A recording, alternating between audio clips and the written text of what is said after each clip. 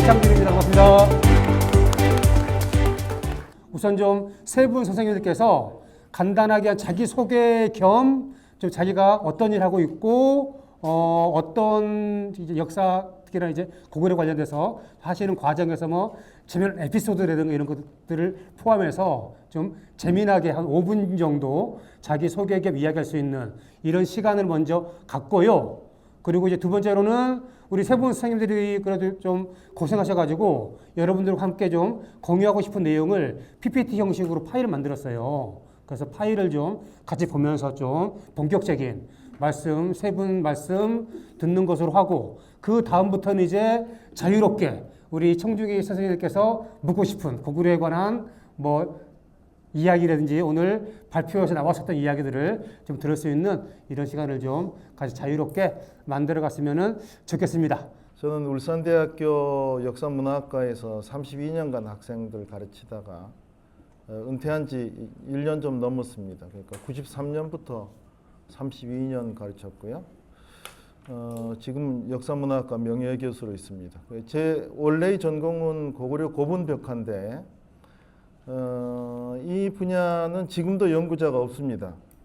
우리나라가 이 인풋이 짧고 아웃풋이 큰 것을 좋아하는 나라라서 이 고분벽화는 사전 투자가 엄청 많이 필요하거든요. 역사학, 종교학, 고고학, 인류학, 뭐 미술사 뭐 이런 데 대해서 공부를 좀 어지간히 하면서 벽화를 읽어내야 되는데 이제 그거를 안 하는 거죠. 저는 뭐 그림을 좋아해서 벽화를 하게 됐고요. 그 다음에 울산에 가서 그쪽 사람들이 당신이 고대사를 하니까 여기에 암각화가 있는데 그걸 당신이 좀 해야 되지 않느냐. 그 암각화는 선사시대인데 왜 나보고 하라고 그러지? 그러다가 아무래도 분위기가 나빠서 제가 그냥 선사시대임에도 불구하고 암각화를 하게 됐습니다. 그게 이제 작년 7월 12일에 세계유산이 된 반구천의 암각화라는 것이고, 반구천의 암각화는 반구대 암각화하고 이 고래로 유명한 그 다음에 천전리 명문가 암각화라고 그래서 신라 법흥왕의 가문과 진흥왕대의 이야기가 거기 명문으로 새겨져 있는 매우 중요한 유적이 있습니다. 이 두 개를 제 연구 분야에 추가를 시켰어요. 근데 이 분야도 역시 연구자가 없습니다. 저밖에. 그래서 이 분야를 한 30년 했는데 벽화는 한 40년 하고 제가 안타까운 것은 이 두 분야를 하면서도 후계자에 해당되는 새로운 연구자를 키워내거나 돕는 거는 현실적으로도 어려웠고 결과적으로는 만들어내지 못했다는 겁니다. 그래서 그건 여러 가지 이유가 있겠지만 근본적으로는 앞에서 이야기했던 것처럼 인풋이 많은 것을 안 하는 빨리빨리 사회에서 불가피한 현상이 아닐까 그런 생각이 듭니다. 오늘은 뭐 고구려로 여러분을 만나니까 좀 이따 그것을 보여드리겠습니다. 예, 저는 여기까지. 요즘 작품 활동도 하고 계신데 퇴직 이후에는 전각도 하시고.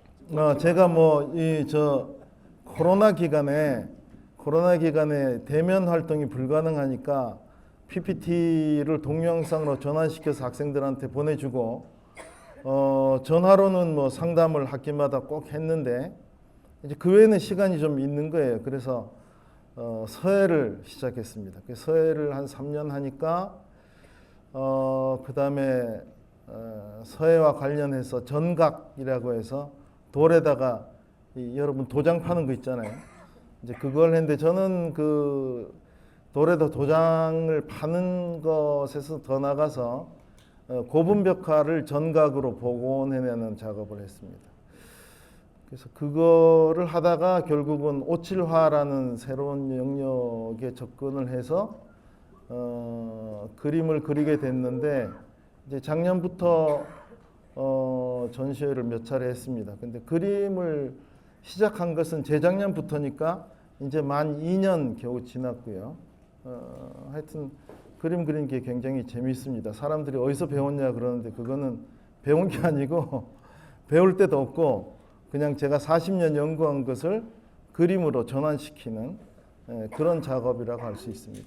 예, 전 여기까지 하겠습니다. 우리 최 교수님 먼저 말씀을 하시는 것으로 하겠습니다. 예.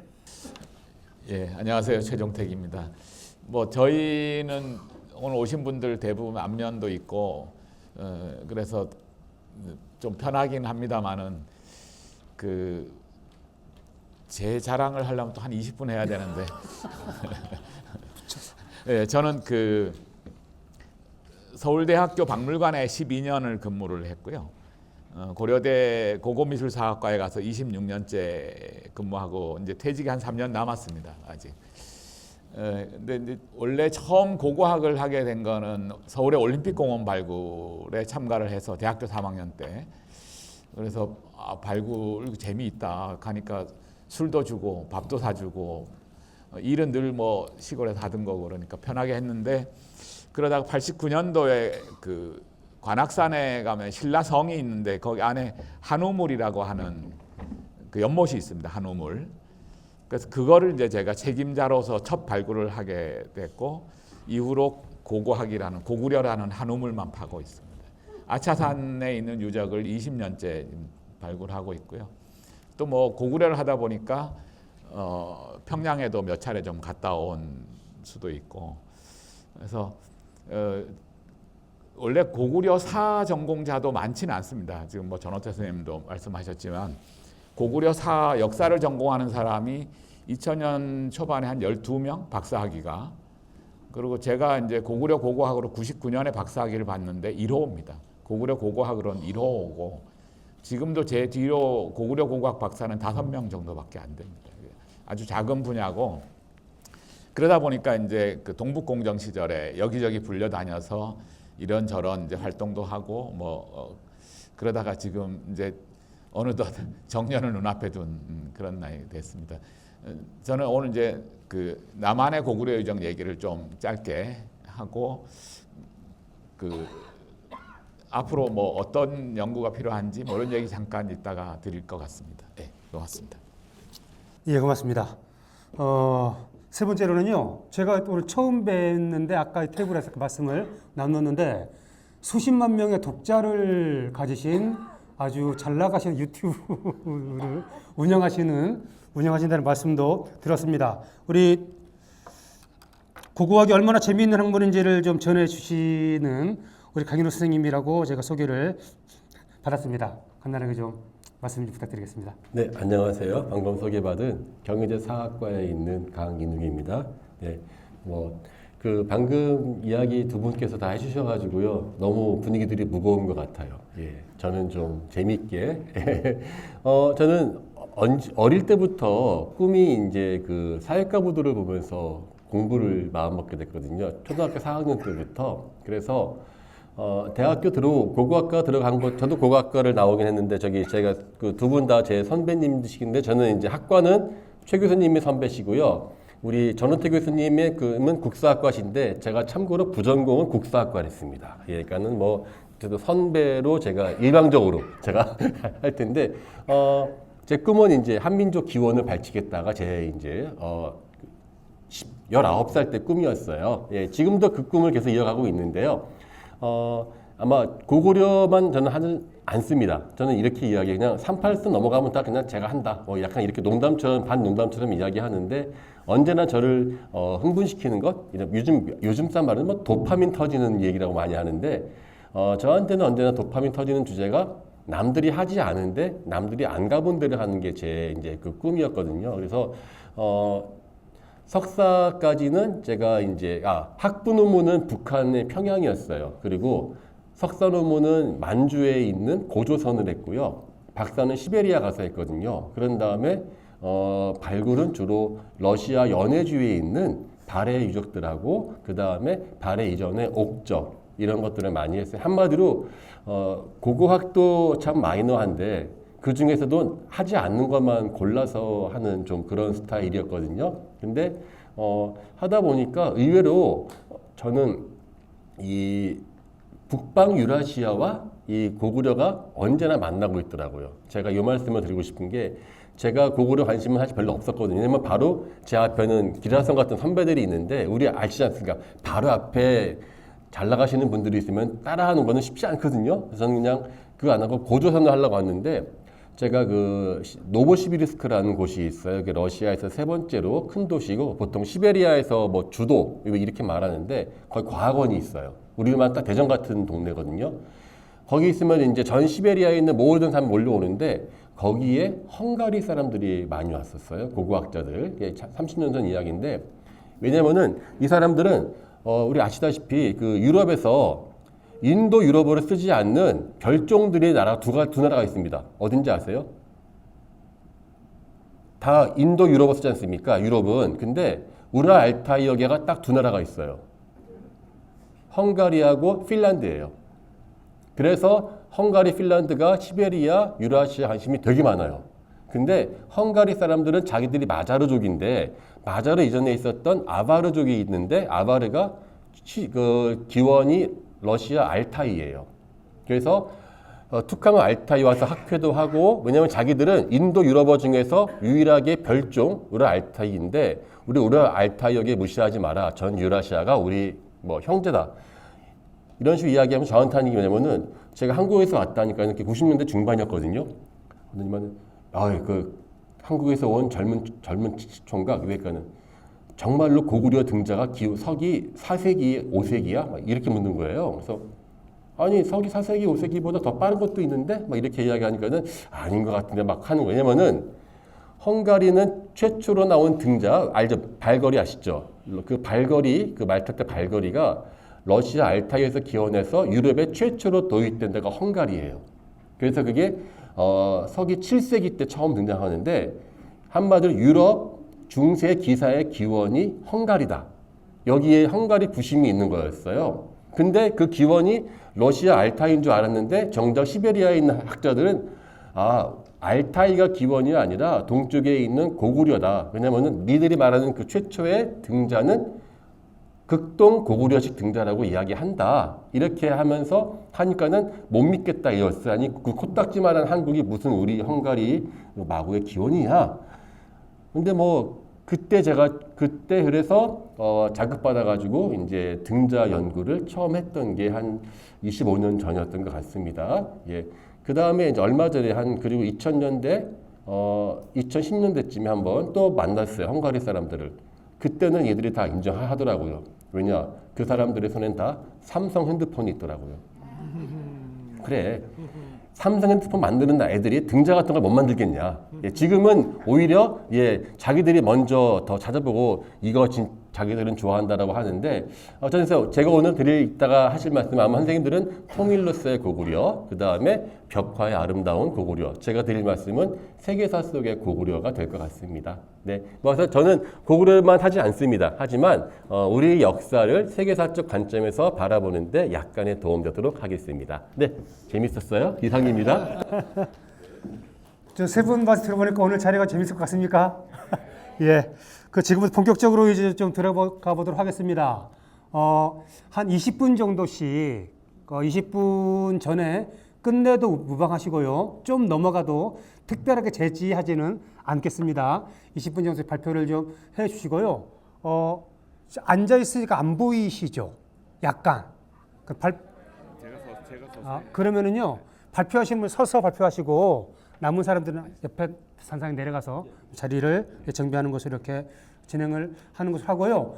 세 분 발표 마치고 나서 우리 선생님들의 질문들, 궁금한 것들 듣는 시간 갖도록 하겠습니다. 우리 최동 선생님 말씀 부탁드리겠습니다. 예, 고맙습니다. 뭐 이왕 편한 자리라서 그 편한 말씀을 좀 드리면 그 타고난 재능과 팔자가 다 있는 것 같습니다. 저 고등학교 2학년 때 저는 강릉고등학교를 다녔는데 이제 문과 이과를 나누지 않습니까? 저희 세대는 다 아실 건데 이과가 대학 가기가 좀 좋아서 이과를 가겠다. 그리고 저희 집안이 손재주가 좀 있습니다. 그래서 저는 이과를 가겠다고 아버지한테 말씀드렸더니 아버지가 야 이놈아 네가 아무리 공부를 잘하고 운이 좋아서 혹시 서울대를 간다 그래도 이과를 가면 기름 장갑을 낄 거 아니냐.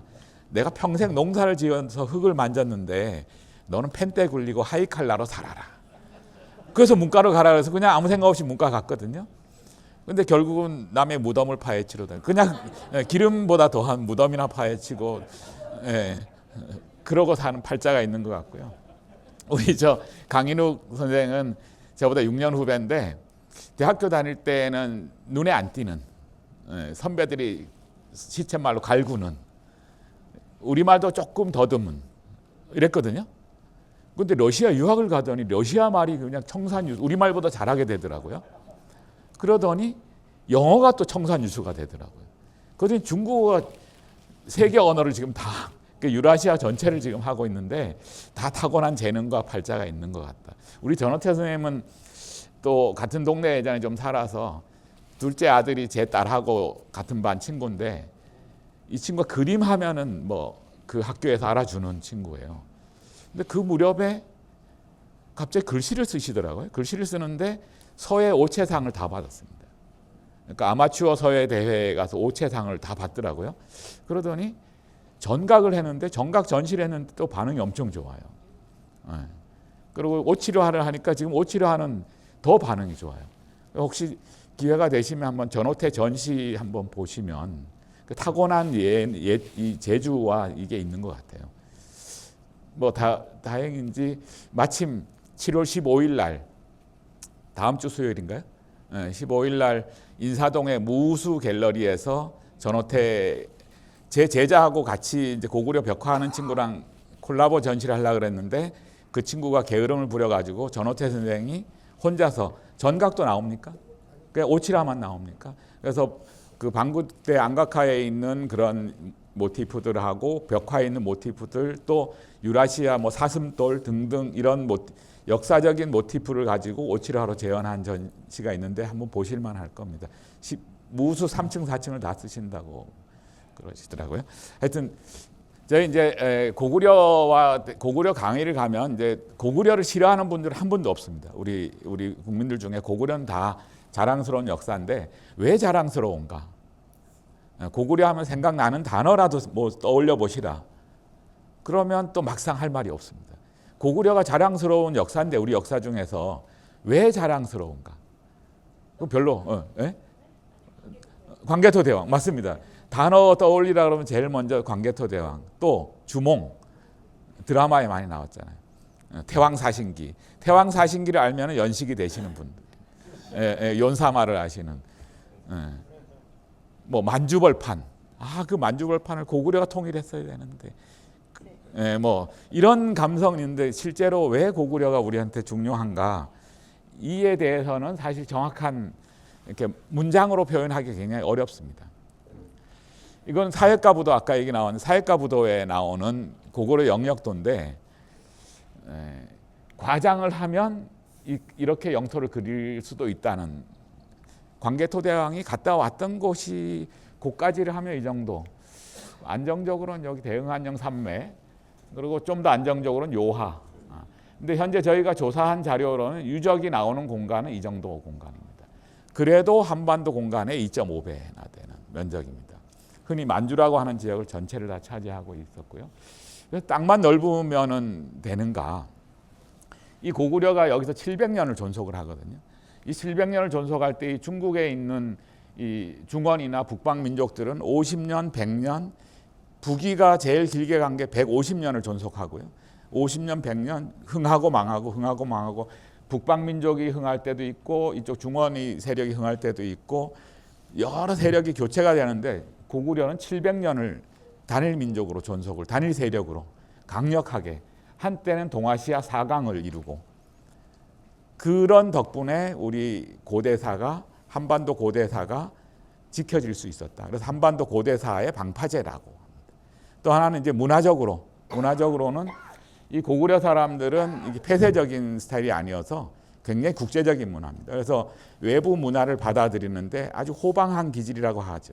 그러니까 들어옵니다. 고구려라는 호수에 들어오면 곧 그게 고구려 문화가 되는 재해석이 되는 거죠. 그래서 멀리는 오늘 강인욱 선생님 얘기할 저 유라시 페르시아 망까지에 걸친 그 넓은 지역의 문화 요소들이 고구려로 흘러 들어오고 그것을 고구려가 재해석한 거를 우리가 지금도 쓰고 있는, 여전히 우리한테 이어지는.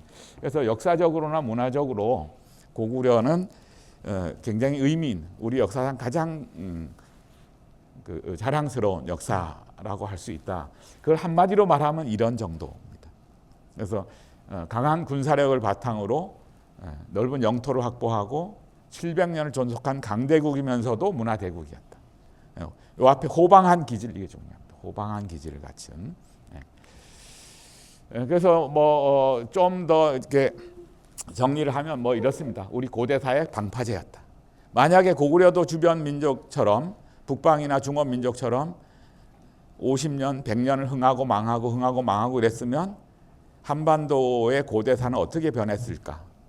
우리 민족이란 개념 물론 19세기에 나온 얘기지만 오늘날 우리 한민족이라고 하는 이런 집단이 형성될 수 있었을까? 뭐 이런 면에서는 여러 고구려에 관한 말도 많고 사람도 많은데 적어도 이 두 가지만큼은 누구도 반대할 수 없는 고구려의 중요한 요소죠. 그래서 역사적으로는 우리 고대사의 방파제 역할을 했다. 백제, 신라, 가야가 고대 국가로 성장하는 데는 고대사의 방파제 역할을 한, 그들을 이끌어준 고구려가 있었다. 두 번째로는 그러한 호방한 기질을 가지고 외래 문화를 흡수하되 그거를 고구려라는 문화의 호수에다가 녹여내서 그것을 재해석한 것을, 원래 들어온 문화 요소를 고구려식으로 재해석한 것을 오늘날 우리한테 멀리 외까지 전해준, 그래서 우리 고대 문화의 원형이다. 이 두 가지 관점은 뭐 아무리 강조를 해도 지나치지 않는 그런, 뭐 제가 강조하는 게 그럼에도 불구하고 그러면 이러한 고구려 역사와 문화는 1500년 전에 화석화돼서 없어졌는가? 그렇지 않다라는 거죠. 더 중요한 거는 이것이 오늘날 우리한테 이어지고 있다는 거죠. 그래서 현재 진행형이다, 고구려사는. 그래서 예를 들면 우리의 생활 문화에서 늘 다른 집단하고 비교할 때 의식주를 비교를 하지 않습니까? 그래서 우리가 먹는, 입는 옷, 한복. 지금 뭐 북촌에 가면 한복 입고 외국인들 사진 찍고 우리 고유한 거라는 거잖아요. 고구려 벽화에 이미 바지 저고리, 치마 저고리, 그리고 한때 유행했던 땡땡이 가라. 다 고구려에 있었던 겁니다. 먹는 거. 고구려 사람들이 즐겨 먹던 맥적, 불고기의 원료가 되고요. 장을 담가 먹고 청국장을 먹었고 발효식품. 다 고구려로부터 비롯됐죠. 우리가 뭐 기와집, 뭐 중국에도 있고 일본에도 있죠. 지금 100억짜리, 80억짜리 아파트에도 우리는 온돌 없으면 못 살지 않습니까? 온돌은 고구려 이전에부터 있었지만은 고구려 시기에 가장 발달시켰고 발해까지 이어졌고 우리 민족만 씁니다. 전 세계적으로 지금 온돌 쓰는 민족은 여전히 우리 민족이죠. 그래서 의식주 모든 게 우리 거라고 생각하는 건 고구려로부터 이어졌죠. 그 외에도 고구려 고분벽화에는 우리 악기라고 하는 46종의 악기가 나오고, 태권도 우리 국기라고 하지 않습니까? 올림픽 공식 종목으로 태권도 국기라고 하는데 고구려 때는 그걸 수박이라고 그랬고 그 수박이 택견이 됐고 택견이 태권도가 됐죠. 씨름, 고구려 벽화에 지금 우리가 하는 거랑 똑같은 형태로 행해지고 있고요.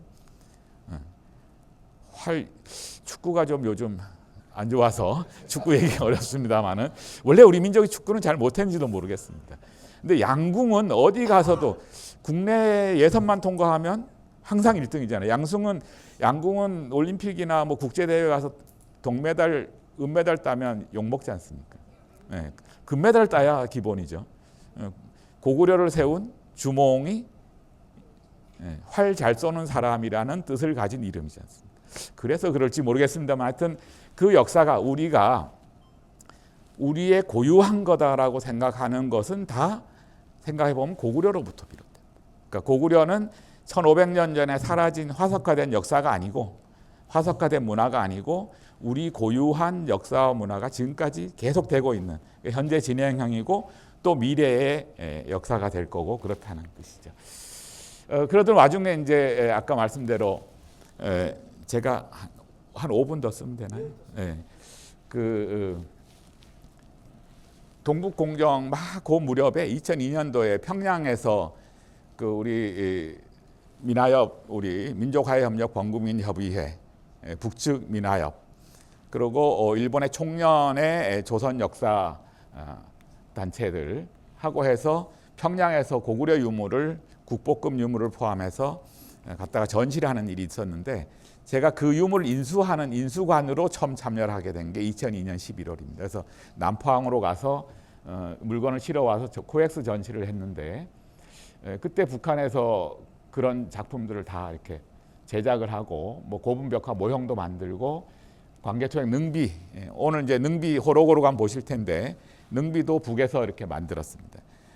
우리 같으면 이때만 해도 FRP를 쓸 텐데 북에서는 뭐 더 근사하게 만들려고 했는지 콘크리트로 능비를 만들었는데, 광개토양 능비가 높이가 6.39m나 됩니다. 그걸 철근 콘크리트로 만들었더니 8톤이 됩니다. 2,500톤급 배를 가지고 가서 싣고 왔거든요, 서울로. 그래서 코엑스 전시하는데 이런 벽화 고분들은 실물 크기로 만들었으니까 더 큰 일인데요, 여기 코엑스 전시관을 들어갈 수가 없습니다.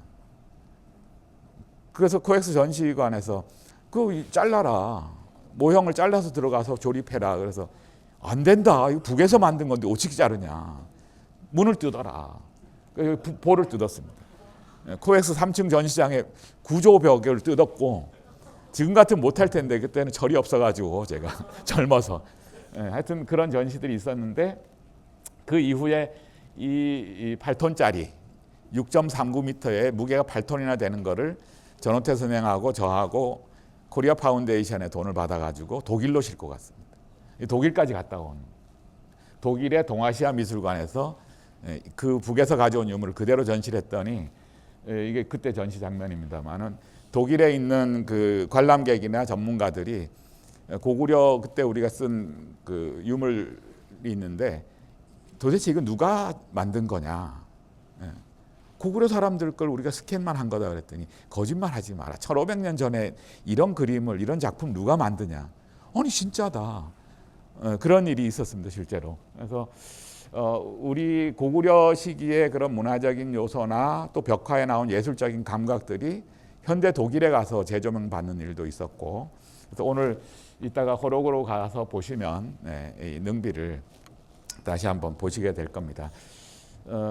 우리 국내에도 능비 모형이 몇 개 있는데 뭐 더 잘 만든 것도 있고 돈을 더 많이 들인 것도 있는데, 호로고루 앞에 있는 능비는 콘크리트로 만든 거지만 20년이 넘는 역사가 있고 독일까지 갔다 온 그런 유물입니다. 실물이고 1930년대 능비가 처음 발견됐을 때, 봉금령이 해제되고 처음 발견됐을 때 모양이고요. 이건 올 봄에 4월 20일 날 여기 가서 찍었는데, 요즘은 또 능비에 가보신 분, 예전에 우리 다닐 땐 안에서 사진을 못 찍겠는데 지반시 이 동네 시장이 젊은 사람으로 바뀌어가지고 올해부터는 찍으라 그럽니다. 이제 또 한번 다시 같이 가실 명분이 생겼죠. 한번 다시 같이 가시겠습니다. 이 능비는 뭐 설명하면 긴데, 아무튼 능비가 처음 880년에 발견이 되고 83년에 일본군 스파이가 능비의 탁본을 입수해서 일본으로 가져갑니다. 그래서 일본에서 3년간 육군 참모본부에 3년간 연구를 하고 1886년에 일본 육군 참모본부에서 연구 성과를 발표를 합니다.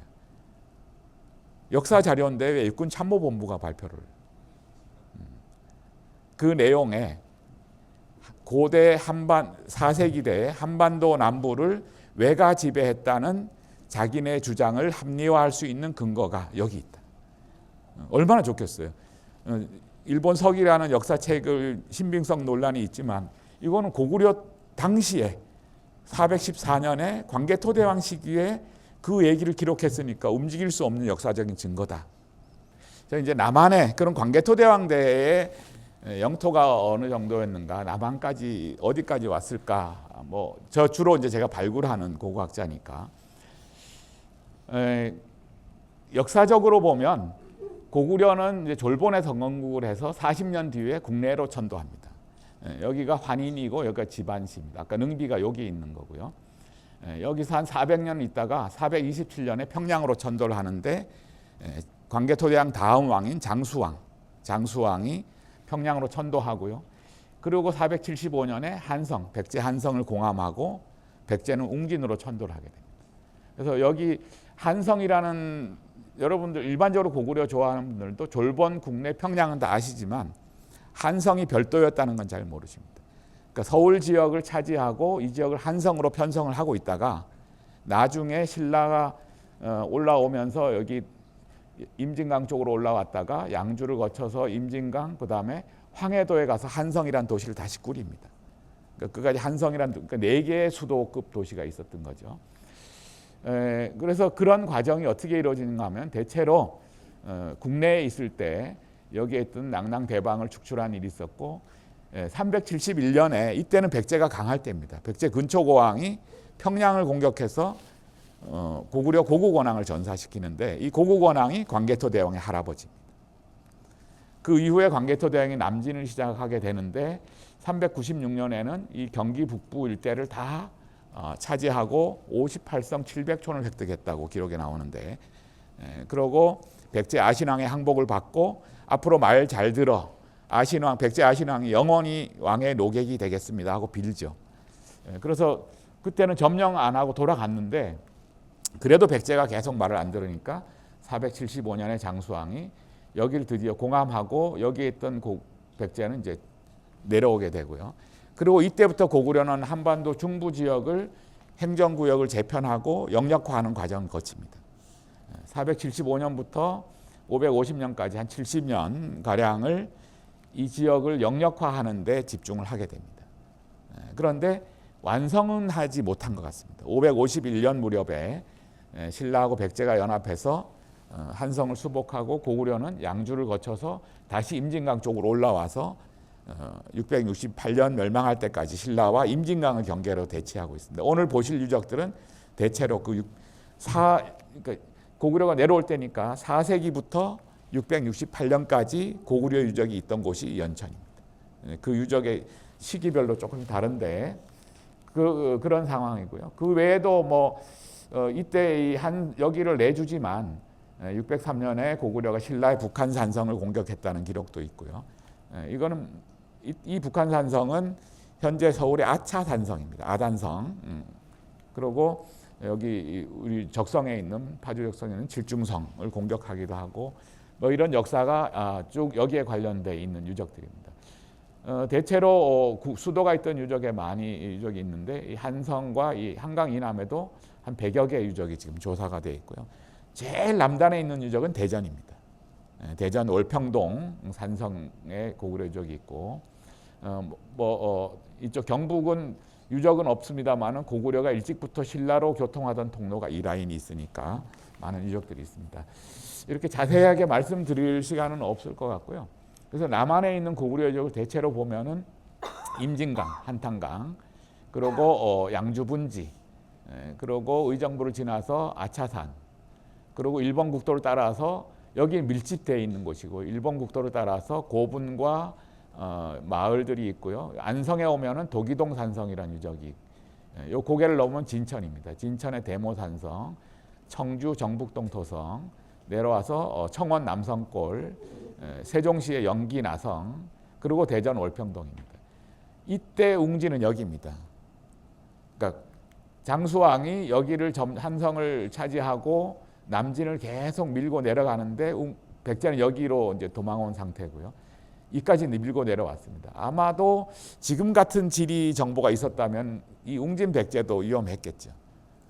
그냥 이까지 그냥 밀고 왔다가 있고요. 동쪽으로는 이제 뭐 충주 고구려비는 일찍부터 강원도 북한강, 남한강 상류를 통해서 신라로 가는 길이 이미 개척이 돼 있었고요.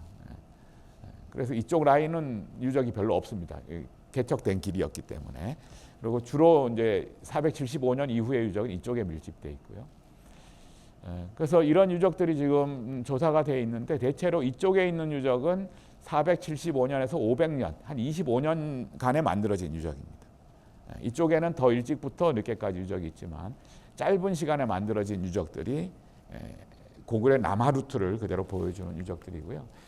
뭐 이 임진강 같은 경우는 저희가 오늘 지금 있는 데가 여기가 이제 파주 육계토성이고요. 여기 은대리성, 정곡리 여기 와 있습니다. 지금 정곡리. 이쪽으로 한탄강이고 임진강이 이렇게 올라가는데요. 그래서 호로고루, 당포, 호로고루, 당포, 은대리 이렇게 강을 따라서 있는 성들이 있고 또 임진강 따라 산에 있는 보루들이 있고 다 경계선입니다. 처음 내려올 때는 이쪽 라인을 임진강 전체를 지키고 있었는데 6세기 중반에 이제 한강을 잃고 나서는 이쪽 한탄강 쪽은 포기하게 됩니다. 포기하고 임진강 라인을 지키게 되는데 그때 덕진산성을 추가하게 됩니다. 맨 끝에 있는. 그래서 늦게까지 660년대 말까지 이 유적들은 유지가 되고 멸망한 이후에 이제 신라수중에 들어가는 그런 유적들입니다. 이쪽 호로고루는 이 지역에서 가장 중요한 유적이고 아마 사령부 같은 곳일 텐데 여기 특이한 유물로 상고라고 하는 북, 토기로 만든 북입니다. 이렇게 조선시대 악학개범에 나오는 이런 상고라고 하는 북이 있는데 그 북의 이 부분이 토기로 만들어진 게 남아 있습니다. 아마도 중요한 유적이었으니까 그랬을 거고요. 이따가 성벽을 가보시겠지만 다 복원해서 안에가 안 보일 텐데 고구려성은 안쪽에 이렇게 기둥을 세우고 돌을 쌓습니다. 그리고 이 내부는 또 흙으로 쌓습니다. 이건 호로고루고 당포입니다. 당포성인데 안에 기둥을 세웠던 자리가 다 발굴이 되고요. 그래서 지금 우리가 건물 지을 때 비계를 설치하고 공사를 하지 않습니까? 그런 식으로 다 설계가 되어 있는 유적들인데 이따가 현장에 가서는 안 보이시지만 이 바깥 모습만 보시겠습니다만은 그렇습니다. 예, 호로고루 2020년 그 코로나 시기에 호로고루 앞에 통일바라기 축제라고 하는 해바라기 축제를 하는데 전국에서 가장 유명한 유적 단위 축제이기도 합니다. 이때 주말에 한 3만 명이 왔다 그래요. 근데 연천군 전체 인구가 한 3만 5천 되나요? 4만. 근데 그 중에 군인들이 또 포함되어 있죠. 예. 그래서 군인을 제외한 3만 5천 뭐 내외인데 이때 이거 보러 온 사람이 한 3만 명 된다고.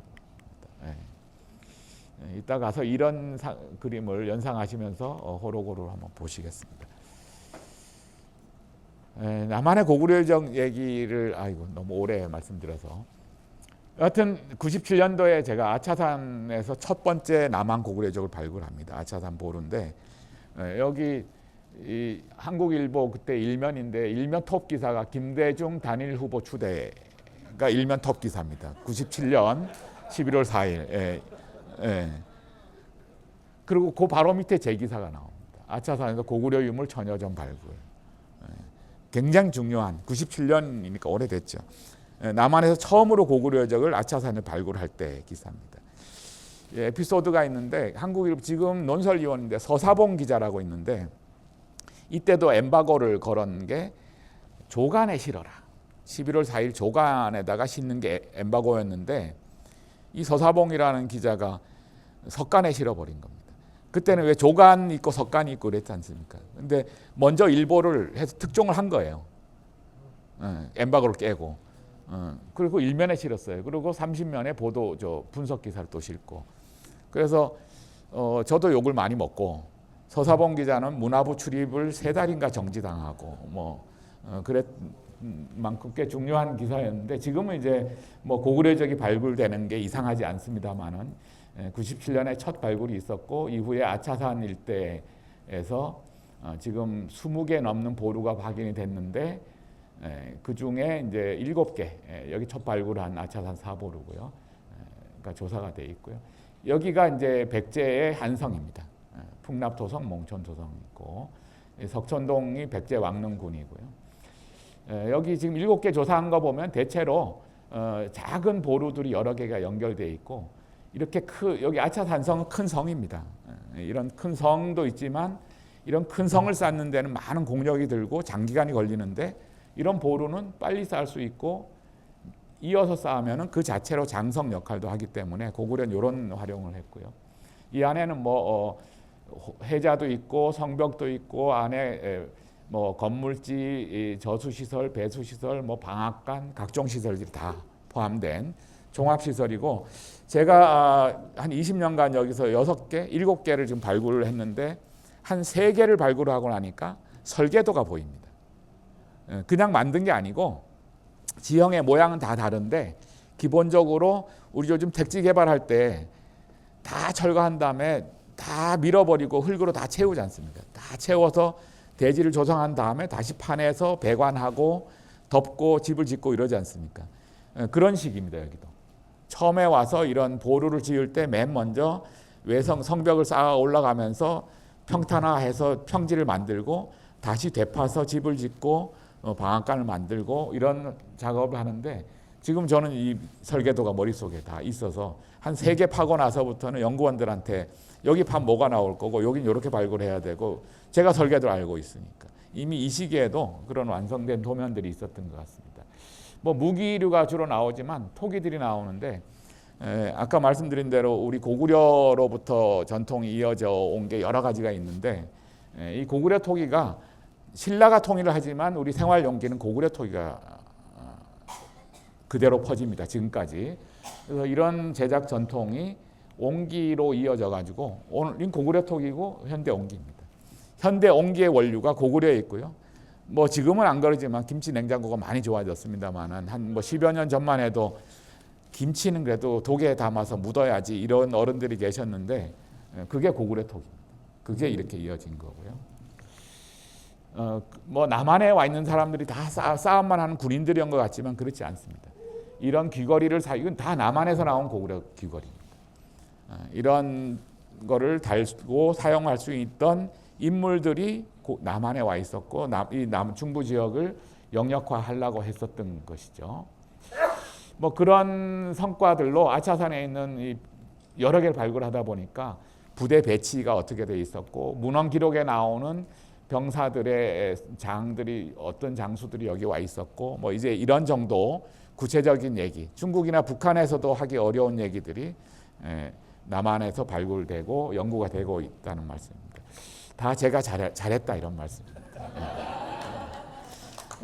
고맙습니다. 근데 실제로 백제 고고학이나 백제사 하는 사람들부터 공격 많이 받습니다. 지금도 여전히 저는 빨갱이 아니야? 이런 공격도 좀 받고요. 북에서 하는 말을 그대로 한다고 빨갱이라고 하기도 합니다. 저희 선배 중에 고구려사 하는 분들 중에 남영동에 갔다 오신 분들 꽤 있어요. 그 김일성 주석 교시가 나와 있는 글을 읽기도 하고, 또 고구려에 관한 얘기를 잘 들어보면 또 북에서 하는 말하고 비슷하잖아요. 그 이적 찬양 고무가 돼. 아무튼 저희 때는 좀 낫습니다. 그래서 남한에 있는 유적들이 여러 개 있는데 이거 다 설명드리기는 어렵고, 고구려가 크게 내려온 거는 광개토대왕 때 한번 내려왔고요. 그때는 백제를 전멸시킬 생각이 없었습니다. 그냥 말만 잘 들으면 제후국으로 관리하는 신라처럼 그랬는데 계속 말을 안 들으니까 장수왕 때는 함락을 시키고 전멸 작전으로 들어갔고요. 중부 지역 전체를 영역화하려고 했고, 삼국사기 지리지에 보면은 여기가 이제 영주군인데 경북 영주인데 여기 뭐 내의군, 안동이 구라군 이렇게 고구려식 지명이 다 남아 있습니다. 그러니까 한반도 중부에 있는 모든 지명은 고구려 지명으로부터 기록이 남아 있습니다. 백제 지명은 남아 있지 않고요, 대체로. 그래서 우리가 이 지역의 지명을 찾으려면은 이렇게 시작을 합니다. 본디 고구려의 포천 같은 마홀군이었는데 이후에 경덕왕 때 뭐라고 계칭을 하고 고려 시대에 무슨 현이 됐다가 조선 시대의 역사 동해 유래가 이렇게 되거든요. 그렇게 고구려 지명이 남아 있고 유적이 남아 있는 이유는 고구려가 이 지역을 영역화하려고 했었다는 거죠. 근데 그 기간이 한 20-30년밖에 안 됩니다. 북쪽에 물길이라는 나라가 고구려를 침공해오는 일도 있었고, 고구려가 남쪽의 전선을 길게 유지할 형편이 안 된 상황인데 백제 신라가 연합해서 밀고 올라오는 바람에 551년에 내주게 된 거죠. 그러면서 영역화가 완성되기 전에 여기를 떠나간. 근데 행정적으로 기록은 남아 있었던 것 같습니다. 그런 기록들이 삼국사기 지리지에서 보이는 기록들이고요. 그래서 오늘 답사하면서 또 시간 되면 이런 얘기를 또 이렇게 그룹별로 같이 나누고 그렇게 하면 좋겠습니다. 제가 너무 오래 시간을 써서 질문 시간을 줄여서 죄송합니다. 네, 고맙습니다. 고구려가 우리에게 보여주는 의미를 두 가지로 정리했어요, 선생님께서. 첫 번째가 뭐였었죠? 아니요. 첫 번째 의미, 고대사의 방파제였었다. 그죠? 두 번째는요, 고대 문화의 원형이었다. 그러니까 우리가 뭐 광개토 대왕 이 정도가 아니라 고구려가 우리들한테는 이런 의미구나. 이런 것들 좀 머릿속에 좀 닿으면 좋을 것 같고요. 우리 두 번째도 아마 또 재미있지 않을까 싶습니다. 우리들한테 어쩌면 익숙할 수도 있는 고분 벽화를 가지고서 또 재미나게 말씀해 주시죠. 우리 전호태 선생님 박수를 모시겠습니다. 예, 뭐 우리 최종택 교수님이 고구려사의 의의를 해줬기 때문에 그것을 확인시켜주는 화면만 몇 장 보여드리겠습니다. 뭐 예전에 저도 한국 양궁이 30년 동안 세계를 지배하는 이유를 어떻게 원인이나 이유를 어떻게 찾을 수 있는가? 그거는 사실은 뭐 여러 가지로 할 수 있겠지만 저는 그냥 한마디로 주몽의 후예니까 뭐 이렇게 얘기를 했습니다. 근데 실제로 이제 고구려인이 활을 잘 쏘는 민족이었다는 것은 뭐 역사적으로 확인이 되는데 이전에 이제 세계 양궁의 지배 국가는 이탈리아하고 그리스였습니다. 이탈리아, 그리스. 우리는 양궁이라는 도구를 안 쓰니까 화면에 보이는 게 국궁이죠. 국궁. 국궁은 기계식으로 이렇게 활주를 당기는 게 아니라 자기 어깨 힘으로 당기는 겁니다. 근데 고구려 사람들이 이 활을 이 각궁이라 불리는 활을 만들어내고 나서 말 타고 활을 쏠 때 하고 장궁이라고 해서 이제 이 활의 한쪽을 땅에 박고 쏘는 긴 활이 있습니다. 이거는 그 활 자체도 커서 이 미사일처럼 이렇게 당겨서 이렇게 온몸으로 쏘는 건데 이런 거가 한 1000보까지 나간다 그러면 이 말을 타고 달리면서 쏘는 이 단궁이라 불리는 짧은 활은 500보 이상을 나가지 않습니다. 그러니까 만일 이 말을 타고 달리면서 쏘는 이 활이 1000보를 나간다면 어떤 문제가 생기겠어요? 당해낼 수가 없는 겁니다. 근데 고구려인이 만든 이 소뿔이나 이런 그 뿔을 가지고 이어서 이음매가 보이죠? 이음매가 4개가 보이는데 이런 것을 이어서 활을 만들고 거기다 활줄을 걸어서 당기면 실제 달리면서도 장궁만큼의 거리가 나오는 겁니다. 그래서 말도 잘 타고 활도 잘 쏘는 사람들이 갑자기 밤새껏 한 300~400리 심지어는 뭐 1000리까지 달려와서 중국의 군현을 공격한다. 무서운 일이잖아요. 그래서 이 고구려 사람들이 이러는 어떤 약탈 전략에 중국의 변방의 군현들이 아주 그냥 질겁을 했다는 이야기가 있습니다. 사실은 요거 가지고도 한 2시간 정도 얘기할 수 있는데 그러면 여러분들이 힘들어할 것 같고 또 우리 세 번째 우리 강인득 교수님이 상당히 넓은 범위를 우리의 시야를 열어주시면서 재밌게 말씀하시는 분이라서 저는 그림만 잠깐씩 보여드리겠습니다. 여기 나온 이 말은 몽골 말입니다. 몽골 말은 우리가 TV에서 보는 아라비아 말하고 완전히 다릅니다. 여러분 아는 분 아시겠지만 몽골 말은 근육이 발달해 있고 갈기가 길고 머리가 큽니다. 대신 다리는 짧습니다.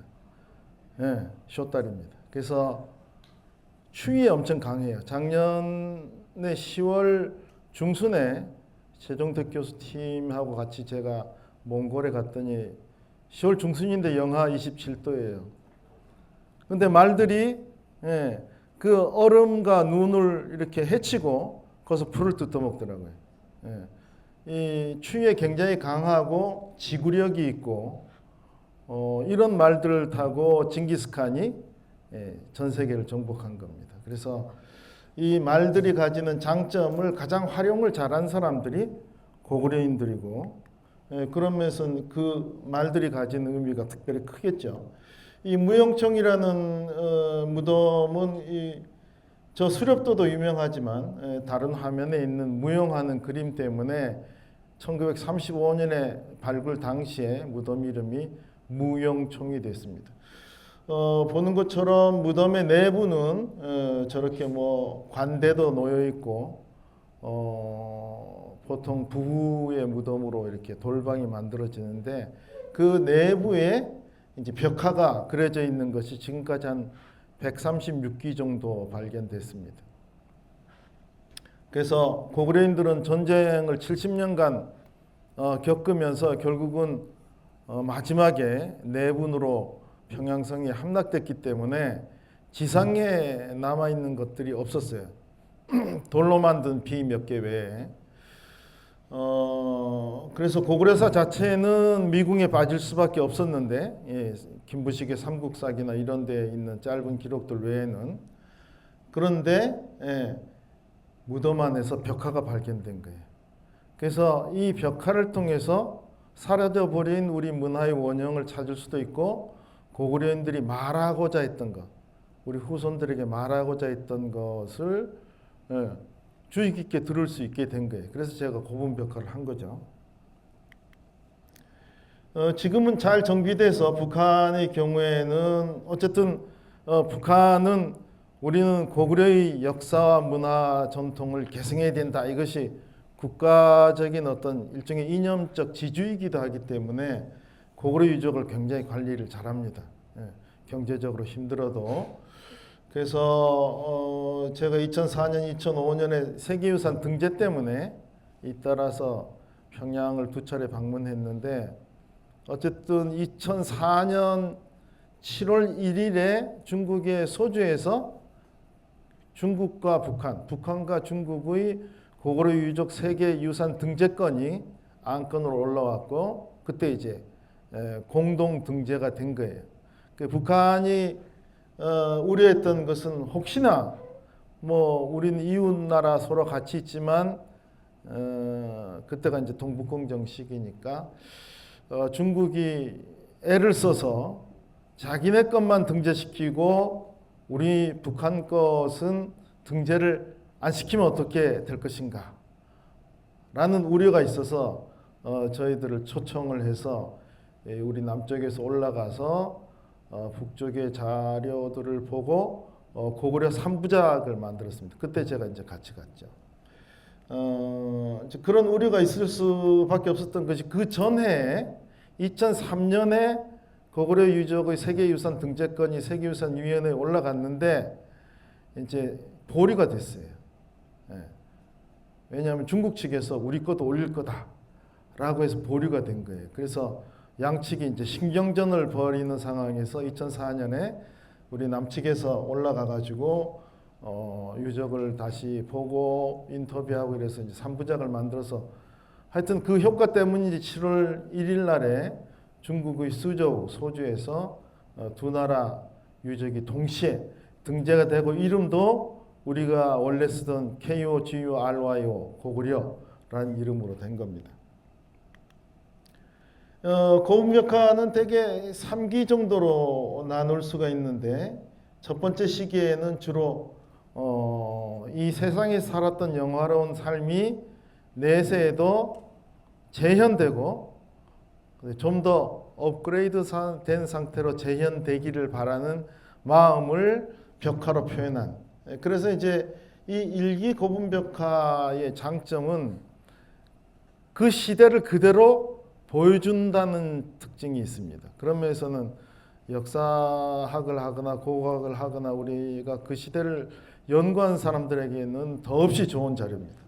근데 두 번째 시기에 들어가면 주제가 생활 풍속, 장식문이, 사신 이런 것으로 바꾼데 주류는 불교적 전생적 내세관에 근거한 그림들이 많아집니다. 근데 근거한 그림들이 많아지는데 내용이 뭐가 되느냐? 주로 연꽃을 무덤 안에 가득 그려 넣어서 이제 불교의 정토에서 다시 태어나고 싶은 그런 마음을 나타내는 바람에 일기에 봤던 생전 생활의 재현이라는 요소가 급격히 약화되고, 또 문제는 그 시기가 되게 장수왕 통치 시기인데 장수왕의 통치 시기가 79년이거든요. 이분 엄청나게 역사적으로 왕으로 제위한 시기가 세계사적으로 가장 긴 분입니다. 79년을 제위했으니까. 그래서 아들은 왕위를 계승하지 못하고 손주가 왕위를 계승했습니다. 그런데 이 전성기 고구려의 모습을 보는데 문제가 생긴 거예요. 왜냐하면 두 번째 시기에는 이렇게 불교와 관련한 내용들이 가득 채워지다 보니까 전성기 고구려인의 생활을 의식주나 문화나 사상 감정을 충분히 읽어낼 만한 자료가 부족해진 거죠. 거꾸로 전성기인데 5세기가 고구려의 전성기잖아요. 장성의 통치 시기 내내가 고구려의 전성기입니다. 근데 그 시대를 보여준 자료가 부족해진 거예요. 그다음에 세 번째 시기는 뭐 사신 신앙에 근거해서 사신이란 게 청룡, 백호, 주작, 현무인데 이제 이 자체는 하늘의 28개 성자를 동서남북을 7개 성자씩을 나눠서 그것을 그 서양의 12궁도처럼 그림으로 그리면 청룡, 백호, 주작, 현무가 된다는 거예요. 그런 개념에 근거해서 방 하나에 청룡, 백호, 주작, 현무를 그리고 그 한가운데 무덤 주인의 관을 둠으로써 사신의 보호받는 세계라는 개념을 이제 현상화시키는 거죠. 물론 이때에도 생활과 관련한 장면들은 보이지가 않습니다. 그러니까 2기와 3기 그림들은 고구려인이 가지고 있는 내세관 혹은 고구려인이 당시 가슴 한가운데로 받아들이는 이념 세계를 표현하는 데 초점이 있어서 물질 문화나 생활과 관련한 여러 가지 다양한 현상들은 벽화로 볼 수가 없게 된 겁니다. 그래서 초기 벽화는 뭐 앞에서 우리 최종덕 교수님 것에서 나왔지만 의식주와 관련한 내용들이 많아요. 예를 들면 왼편 아래에 있는 그림은 당시 고구려 귀족들이 각각 자기 상을 받았다는 것을 보여주는 그림인데 작은 소반에다가 상 위에 그릇들을 올려놓고 각각 왼쪽 위의 그림처럼 각각 자기 상을 받아서 자기 음식을 먹습니다. 근데 이렇게 자기 상을 받아서 자기 음식을 먹는 이런 관습은 당시 귀족 사회에서는 일반적이었는데 그것이 우리가 일제 강점기에 들어설 때까지 선비 사회, 양반으로 불린 사람들은 늘 상을 그렇게 받았어요. 그래서 그 흔적의 일부가 지금 경상북도 반가들에 남아 있는데 반가에서 그 시제 같은 거 지내면 오른쪽에 잠깐 그림이 여기 잘렸지만 음복이라는 것을 하잖아요. 음복을 할 때 보면 남자들 온 분들 한 분마다 상을 하나씩 다 차려줍니다. 그래서 반가의 며느리는 절대 해서는 안 된다 라는 보이지 않는 이야기들이 이 여대생들 사이에서 돌았어요. 반가의 그 아들하고는 연애도 하지 마라. 왜냐하면 괜히 잘못 걸려들면 시제 때 물론 자기가 다 상을 차리는 건 아니지만 50개의 상을 하나씩 다 차려 다 갖다 드려야 되는 거예요. 지금도 그런 흔적이 이 안동이나 예천 쪽에 반가의 부엌을 가보면 알 수 있습니다. 상이 50개씩 쭉 걸려 있어요. 작은 소반들이. 간단한 문제가 아니죠. 하여튼 우리나라는 일제 강점기에 가면 그런 전통적인 귀족과 선비 문화들이 다 사라지고 국밥 문화로 통일됩니다. 국밥.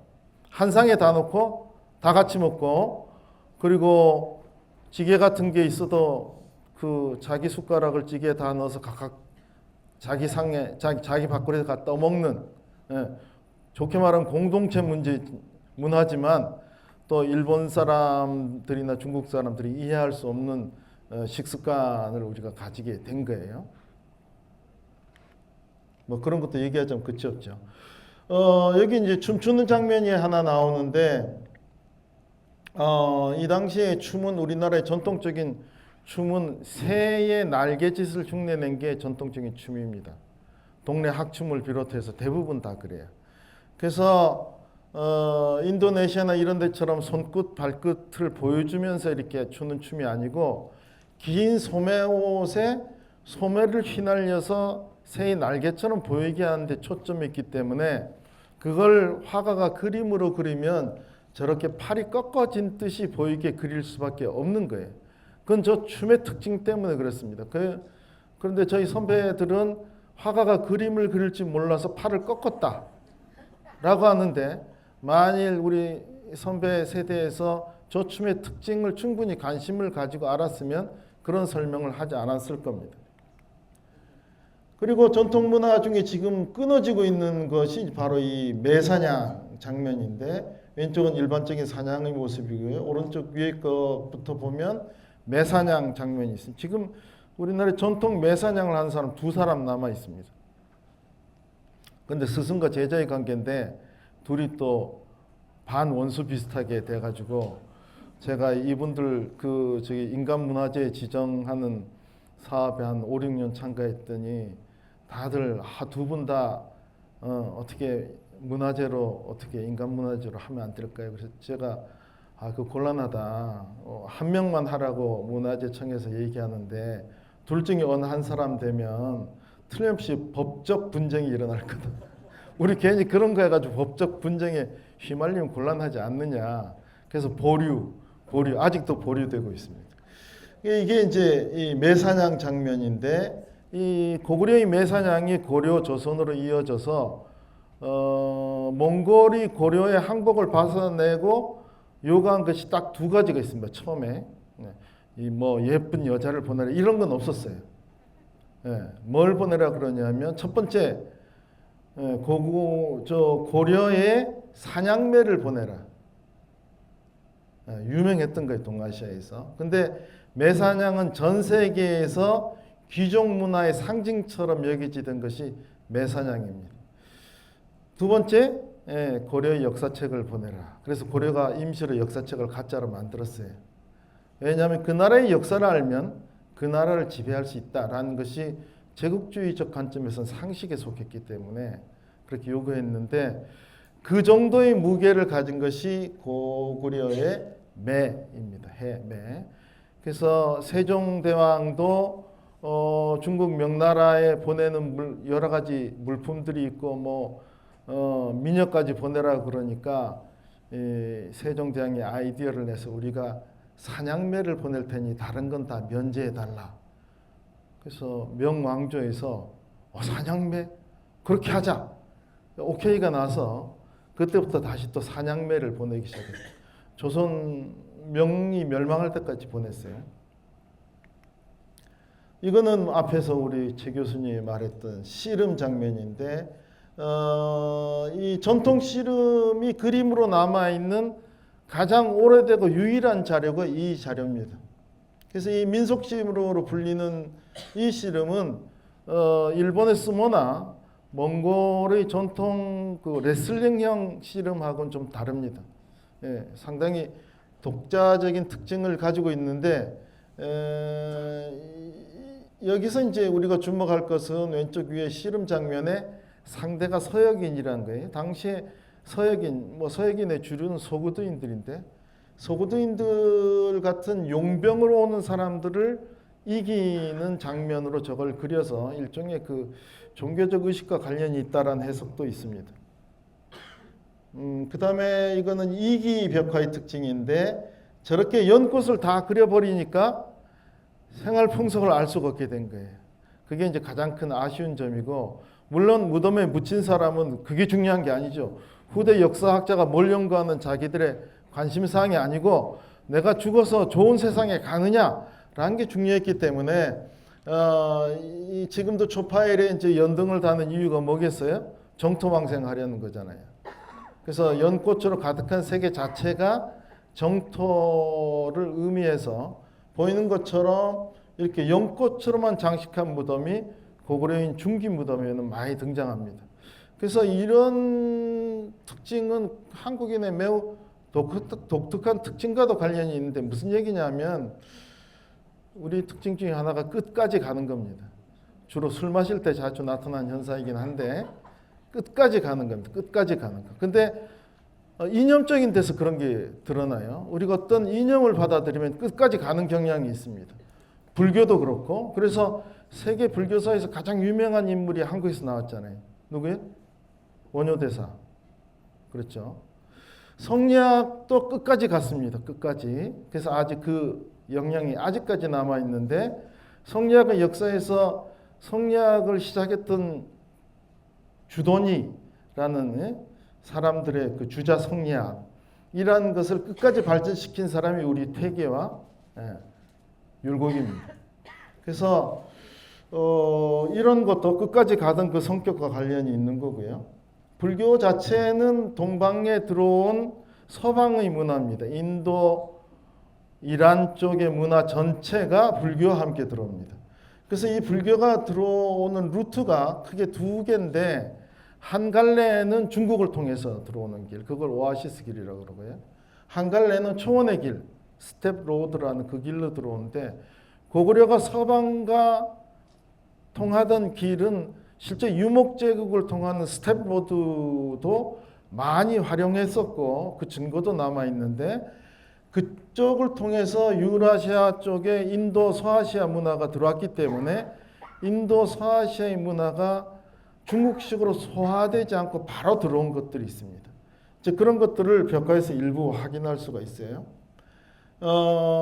제가 저 지도에서 그린 것이 이제 스텝 로드인데, 지금의 사마르칸드로부터 울란바타르 쪽을 거쳐서 서북 만주 땅을 거쳐서 지금의 이제 옛날 부여부가 있었다는 눈강 쪽에, 북류 송화강 쪽에 이제 그 길을 거쳐서 국내성, 평양, 그 다음에 경주, 최종적으로 일본의 교토까지 가는 그게 이제 정상적인 실크로드 중에 하나입니다.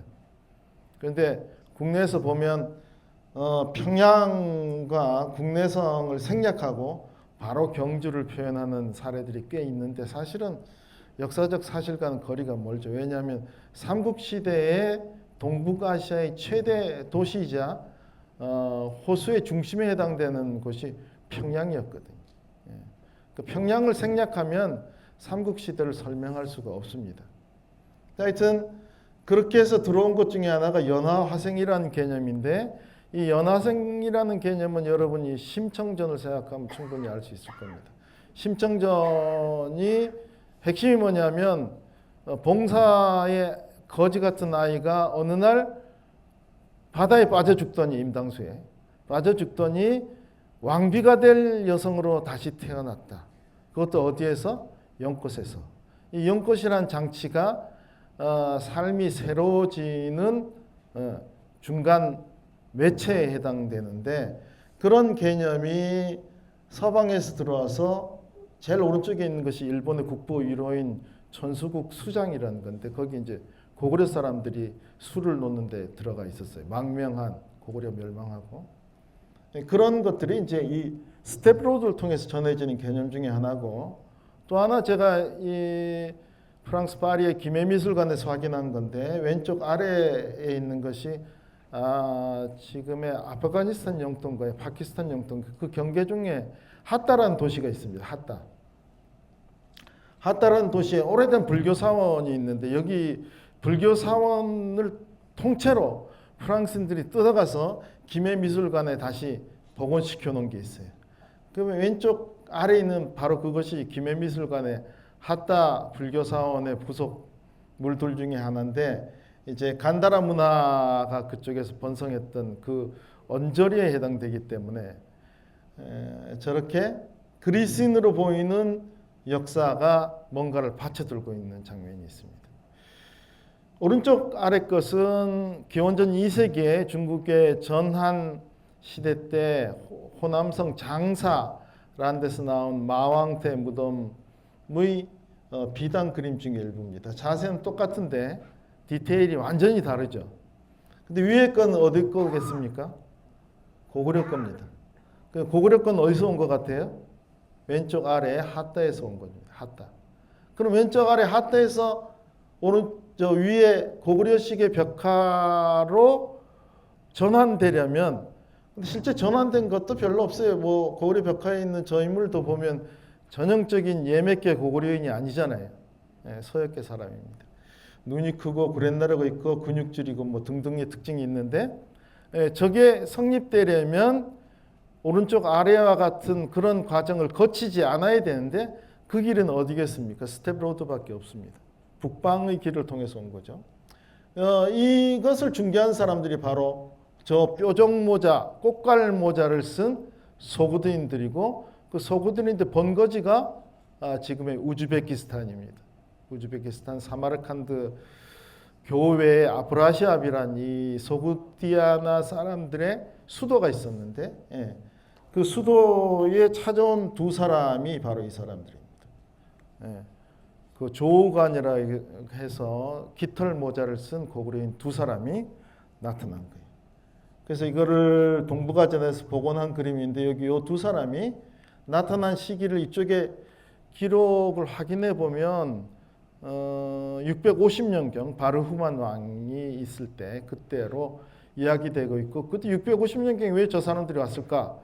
당과 대항하기 위한 북방 동맹을 어떻게든 맺어보려고 온 건데 성공하지는 못했습니다. 왜냐하면 650년경에 이미 무슬림 세력들이 이란을 공격해서 사산조 페르시아를 거의 멸망지경에 몰고 있었고 바로 그 직후에 중앙아시아를 노리고 있었기 때문에 소구디아나는 어쩔 수가 없었던 거죠. 그리고 자기들을 지원해 줄 수 있는 것은 고구려가 아니라 당이라고 생각하고 있었는데 이제 양쪽에 똑같은 거리를 둔 그런 방식을 쓴 겁니다. 요거는 사신도 마지막 시기의 사신도인데 비교해 보면 알 수 있을 겁니다. 오른쪽이 고구려 거, 왼쪽이가 일본 거, 왼쪽 아래가 중국 거. 어떤 차이가 있나요? 왼쪽 위에 것은 일본의 망명한 고구려인의 영향을 받은 그림인데 경직돼 있고 왼쪽 아래 것은 중국의 1급 화가가 그린 건데 어때요? 예, 매우 잘 그렸지만 신비한 느낌이 전혀 없습니다. 사실은 신비해야 되는데 오른쪽 것은 신비한 느낌을 줍니다. 이것도 마찬가지예요. 왼쪽 것은 중국 거고 왼쪽 위아래 것은 사실성에 비하면 굉장히 잘 그렸지만 사신이 가져야 할 신비한 느낌들은 안 듭니다. 고구려인들은 오른쪽과 같이 신비한 느낌이 들게 그랬어요. 그럼 어떻게 하면 신비한 느낌이 드느냐? 사신 신앙을 가져야 된다는 거죠. 사신 신앙이 있었다는 얘기죠. 뭐 설명하자면 끝이 없어서 그냥 가겠습니다. 최고의 고구려 작품 중에 하나는 강서대매의 현무인데 중국의 최고의 화가가 그린 오른쪽 아래 550년대의 그 북제 고분벽화의 그림은 훨씬 사실성이 뛰어나지만 신선이 칼을 들고 현무를 애완동물처럼 만지고 있는 듯한 느낌을 주기 때문에 현무가 가져야 될 본래의 신비한 우주 신수로서의 이미지는 살지 않습니다. 고구려인들은 왼쪽처럼 모든 걸 생략하고 현무만 그려서 북방 지배자로서의 신수의 이미지를 확실하게 살려내는 것이고 공간을 비워둠으로써 공간적 깊이를 살려내는 뛰어난 회화적 능력을 보여주고 있습니다. 요거는 마지막 시기의 해신과 달신인데 이것도 비교해 보면 오른쪽과 왼쪽 아래 거는 한나라 시대 거고 오른쪽 것은 당나라 시대 건데 똑같은 조형적 특징들을 어떻게 회화적으로 살리고 그것을 신앙 대상으로 믿어질 수 있게 만드는가라는 부분에서 고구려인들의 당시의 회화적 능력이 이때가 이제 6세기 정도인데 500년대입니다. 500년대 세계 회화에서 가장 높은 수준을 보여주고 있다는 것을 이 작품이 보여주고 있습니다. 그래서 고구려가 마지막에 도달한 문화예술적 수준이라는 것은 당시에 뭐 서유럽이야 기사들이 약탈을 하면서 그림은 이상한 초등학생 그림을 그리던 때니까 사라센 문화는 식물문이 중심의 회화였고 당시에 회화적 수준을 최고로 유지하고 있던 것은 동아시아인데 동아시아에서 종교성을 띤 어떤 매우 뛰어난 균형 잡힌 회화를 만들어낸 사람들은 고구려 사람밖에 없다라는 걸 여기서 알 수가 있습니다. 자, 여기까지입니다. 감사합니다. 이제 세 번째인데요. 이제 우리의 시야가 이미 벌써 넓어졌잖아요. 그러니까 이제 남쪽에 있었다가 한반도 만주까지 갖고 이제는 좀 유라시아 대륙까지 우리 시야를 좀 넓혀보는 시간이 될 것 같습니다. 우리 강일호 선생님 부탁드리겠습니다. 네. 뭐 이렇게 맨 마지막에 하면은 좋은 게 앞에서 할 말 다 하셨기 때문에 저는 간단하게 오늘 제가 준비한 게 대부분 앞에 다 나왔어요. 네. 근데 오늘 그냥 이거부터 보면서 아까 많이 설명했었는데요. 이거 보시면은 재밌는 게 있습니다. 이거 유명한 그 무용총 수엽도죠. 네. 자, 여기 화살 보면 화살 끝이 뭉툭하죠. 네. 이거 맞아도 안 죽어요. 그렇잖아요. 끝이 뭉툭하지 않습니까? 그리고 이 사람은 지금 뒤를 돌아 쏘고 있잖아요. 이거 뒤돌아 쏘는 거 일단 요거는 차치하고, 근데 사슴들은 도망가고 있어요. 도망가는 사슴을 왜 앞에서 안 쏘고 뒤로 돌아 쏠까요? 일부러 아니 사슴은 저를 안 물잖아요. 저는 맞추면 되는데 굳이 사슴과 반대 방향으로 가면서 뒤를 돌아 쏘는 거예요. 이상하죠. 더 웃기는 거 호랑이가 도망가요. 호랑이도 뭉툭한 화살입니다. 그리고 심지어 강아지가 호랑이 쫓고 있어요. 야, 호랑이가 이게 참 불쌍합니다. 자, 이거를 보면 여기에 등자가 이렇게 있어요. 등자가 발걸이가 있죠. 그래서 이거는 아마 전 교수님도 많이 말씀하셨습니다만 이 한마디로 이거는 일상적인 그러한 사냥이 아니라 아마 특수한 사냥, 아마 이 사람이 특별한 이러한 그 사법을 연마하는 그러한 것이 아닌가라 생각을 하는데요. 바로 지금 등을 돌아서 쏘는 사법은 바로 파르티안 사법이라고 합니다. 이건 바로 파르티안 사법은요. 로마가 파르티아라는 나라랑 싸워서 아주 크게 패합니다. 이게 카레라는 곳에서 패하는데 이 한마디로 파르티아 사람들이 이 당시에 용병을 데리고 오는데 그 당시 초원에 있는 스키타이 계통 사람들을 데리고 와요. 용병을. 그런데 그 로마 아시죠? 귀갑진이라고 해서 테치도라고 해서 이렇게 딱 있으면은 전혀 뚫을 수 없는 거잖아요. 거기에서 이 파르티아 사람들이 이제 유목민들인데 이 사람들은 뒤로 돌아서 쏘는 여러 전법이 있는데 자 중요한 게 뭐냐면은 이 파르티아 사람들 요거는 참고로 이제 그 전에 있었던 그 유목민들인데 등자가 없어요. 등자가 없이 뒤로 돌아 쏜다는 건 아주 위험해요. 왜냐면은 고구려인들은 이렇게 걸어놓고 쏘잖아요. 그러니까 이게 지탱할 수 있는데 이거는 이제 원래 처음 태생의 유목민이 아니지만 맞서기 위해서 보조 장치를 단 거거든요. 근데 원래 유목민들은 이렇게 등자가 없이 그냥 쌉니다. 이거 하려면요. 어릴 때부터 태어나자마자 말 위에 앉아서 계속 이 허벅지로 쪼여야 돼요. 이 말 등을. 그러면은 실제 발구를 하면은요. 이 허벅지 쪽의 뼈가 O자형이 됩니다. 우리가 알고 있는 O자형 머리 그 다리 있죠. 그래서 발굴하면 이 사람은 기마 좀 했겠다 안 했겠다가 대충 나오는데 자 그런 사람들을 불러옵니다. 그래서 이 파르티아에서 용병들이 쉽게 말하면 이제 시체말로 이제 깐족됩니다. 그 로마 경사 앞에서 막 하면서 되게 싸움도 못 하고 그냥 허름하게 입고 와서 이거 부산 말로 하면 그지 발사기처럼 입고 와서 막 싸워요. 알짱되니까는 이거 아무것도 아닌 것 같거든요. 싸워보면 맨날 얘들이 싸움도 못해요. 그래서 로마인들이 야 쟤네들 좀 잡자라고 해서 그 귀갑진을 깨고 추격을 합니다. 추격을 하다가 저쪽에서 적당히 가니까는 멀어지니까 그때부터 얘가 그 파르티아 사람들이 이 겉에 있는 넝마를 벗어요. 그 순간 몸속에서 불이 확 피어오릅니다. 이게 무슨 불일까요? 실크예요, 실크. 실크 있죠? 실크가 딱 이렇게 확 올라오니까는 갑자기 처음 보니까 로마인들은 어리둥절할 때 올라가는 그 실크 사이로 화살들이 날라오는 거예요. 로마인들한테, 로마 병사한테. 그게 바로 이제 파르티아 사법이거든요. 그래서 그때, 크라수스가 이제 그때 전쟁을 해서, 진짜 대패를 합니다. 로마 그 역사상 최고의 대패를 해요. 거의 10,000명 이상이 죽고, 근데 상대 파르티아 군사는 100명 정도밖에 안 죽었다라고 되어 있거든요. 그래서 그때부터 나오는 것이 이렇게 뒤로 돌아 쏘는 전법이 바로 파르티아 사법이라고 이야기하는데요. 파르티안 샷이죠. 이거는 왜 우리 그런 사람 있죠. 같이 술 잘 먹고 집에 가서 친한 친구인 줄 알았더니만은 제가 없애면은 요즘 말로 죄송합니다. 지금 약간 좀 그 시체 말로 뒷담화라고 이야기하죠. 뒷담화 깐다는 표현하는데 그거를 영어 표현으로 파티한 샷이라고 그럽니다.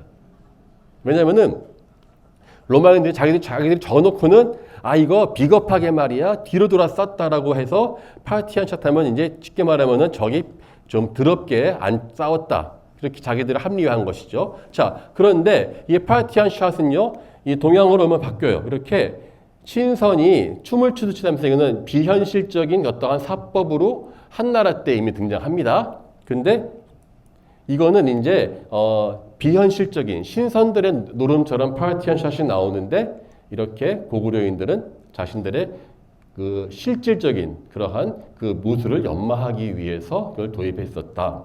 저는 그래서 이야기하는 게 고구려라는 나라는 아까 선생님들 뭐 우리를 위한 방파제 또 아주 위대한 유물 다 저는 좋은데 저는 이렇게 이야기하고 싶어요. 정말로 전체 유라시아로 보면은 작고 되게 힘들게 살았던 사람들이다. 땅은 큰데 평야가 많지 않았기 때문에 정말 힘들었는데 이들은 진정 이렇게 유라시아의 그러한 다양한 그러한 그 전법들을 받아들였기 때문에 그러니까는 원래부터 강해서 고구려가 아니라 그러한 강대국들과 싸워서 이겼기 때문에 강하다고 생각합니다. 예. 이렇게 말하니까 갑자기 북한과 비슷해지는데 하여튼 뭐 아니요. 요거는 저는 하다 보면 그래요. 이 사람들 언제나 벼랑 끝 전술로 싸우고 그 좋은 무기들은 어떠한 대가를 쓰고서도 받아들였다는 것이죠. 예. 그래서 이 파르텐 샷법입니다. 자, 또 하나의 키워드가 있습니다. 고구려는 인구도 얼마 안 됩니다. 땅은 넓은데 인구가 얼마 안 되죠. 그 다음에 군사가 강했다. 제가 볼 때는요. 군사가 강했다기보다 언제나 목숨을 내어놓고 싸웠기 때문에 용맹했다는 표현이 맞을 것 같아요. 자, 또 하나 키워드가 바로 외교입니다.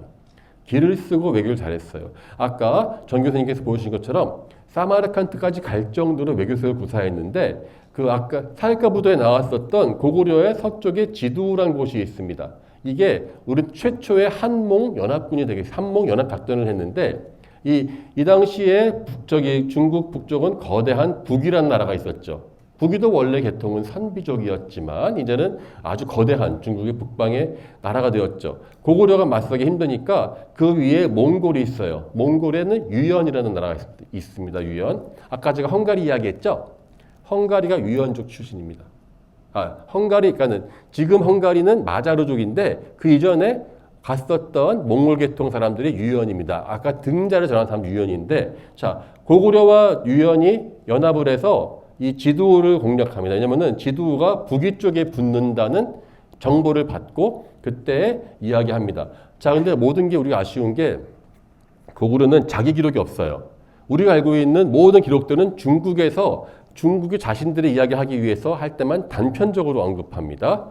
그럼 저는 그 빈 곳을 무엇으로 채우냐? 유라시아 고고학으로 채우면 됩니다. 자, 그래서 이때 이 고구려하고 유연이 이 앞에서 지두를 분할을 하자라고 이야기를 해서 한 것까지만 역사 기록에 나와요.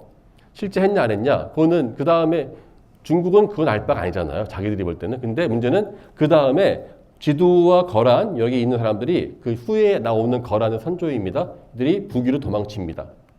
저는 그래서 성공했다고 보는 게 결과적으로 지두랑 거란이 사라지거든요. 자, 그때 바로 이 유연이 있었던 곳은 이게 막 거란 쪽의 모습이고요. 여기 보면 이게 그 지두가 있었고 유연이 있었던 곳은 넓은 평원이 있었습니다. 이때 고구려는 지두와 유연과 놀라운 거래를 하죠. 고구려는 그 당시에 개마, 철갑병과 무기, 그 다음에 등자 같은 마구가 아주 발달되어 있었습니다. 철제 기술들이. 반면에 유연, 현재 몽골은 뭐가 제일 좋을까요? 말이 제일 좋겠죠. 타는 말. 그래서 서로 교환을 합니다. 그리고 이 고구려가 계속 유연한테 비싼 그 마구들을 계속 공급해줘요. 왜? 공급해야지만 유연이 힘을 키워서 북위를 압박할 거 아닙니까? 아주 이거 고도의 그러한 전술을 쓴 거죠. 예, 그렇게 해서 나옵니다. 그렇게 해서 바로 고구려 연합했던 초원의 유연국가 마구가 이렇게 나옵니다. 그러면은 아까 제가 말씀드렸었던 왜 유연이 그 헝가리의 마구와 서양 최초의 마구가 알타이가 기원이냐? 이때 유연이 알타이 쪽에 있었던 사람들에게 고구려 계통과 비슷한 마구를 만들어내라고 시쳇말로 요즘 말하면 OEM을 줘요. 그 OEM 받는 사람이 누구냐? 바로 현재 튀르키예의 조상인 돌궐족들입니다. 그래서 돌궐족들이 그걸 받아서 힘을 키워서 나중에 유연을 무너뜨리죠. 그러자 그 유연은 도망가죠. 서쪽으로. 그래서 어디까지 가냐? 간 게 바로 헝가리입니다.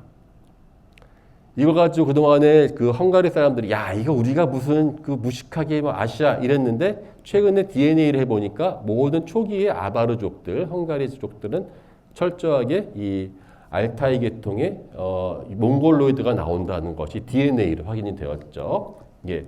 자, 여기까지가 제가 이야기했었던 그러한 이야기인데요. 아까 저기 씨름 얘기하시길래 속으로 가슴이 철렁했습니다. 이거 왜 내가 할 얘기를 먼저 하시나. 예, 거의 비슷한 이야기인데요. 자, 저는 이제 아마 우리 그 전호태 교수님은 벽화의 아름다움, 벽화에 있는 다양한 어떠한 도상들을 해석을 하는데 저는 먼저 이 이야기부터 해볼까 합니다. 벽화는 누구를 위한 그림이었을까요? 벽화는 전시회를 위한 그림이었을까요? 그렇지 않습니다. 벽화를 볼 사람은 아무도 없습니다. 시신 누워있는 시신밖에는 볼 사람이 없습니다. 예. 자, 이 그림 볼까요? 이게 그 유명한 우리나라의 그 고구려 벽화의 말각 조정 들어보셨죠? 모죽임 천정이라고 이야기하죠. 모죽임 천정. 네, 이거는 실제로 중앙아시아에 많이 있는 그러한 이 풍습입니다. 보이시죠? 이거는 현재 그 타지키스탄 파미르 고원 쪽에 있는 사람들의 집입니다. 예, 그렇게 해서 이 계속 모를 죽여가면서 모서리를 돌려서 이렇게 햇빛이 들게 하는데 이 햇빛이 그냥 이 방으로 오는 것이 아니라 입체적으로 방이 난반사가 돼서 들어와서요 눈부시지가 않고 이 구석구석 있지 않습니까? 구석구석이 다 환해요. 왜냐하면 여기서 이렇게 빛이 오물 때 사방으로 난반사가 되면서 은은하게 빛이 퍼집니다. 네, 그래서 고구려인들이 아까 서역 이야기하셨는데 서역에서 게르 있죠. 게르 우리 천막 아니면은 이러한 그 오두막집을 지을 때 게르와 오두막집 달라도 공통적인 것이 있습니다. 무엇이냐? 둘 다 이 천정은요 하늘을 상징합니다. 하늘. 자, 전 그래서 이거를 보는 순간 저는 고구려 벽화에 아주 간단하지만은 중요한 사실을 알아냈죠. 이거는 죽은 사람을 위한 메타버스 가상현실이었을 것이다. 자, 한번 생각해봐요. 이거 어두컴컴한 벽에다 그리죠. 그리고 그 안에 시신을 넣습니다. 설마 그 전에 시신 들어가기 전에 벽화 전시회를 했을까요? 그럴 것 같지는 않습니다. 예, 돌아가신 분만을 위한 것이겠죠. 그리고 완전하게 그 돌을 닫고 밀폐하는 순간 그 무덤 안은 완전히 컴컴해질 겁니다. 아무것도 보이지 않을 거예요.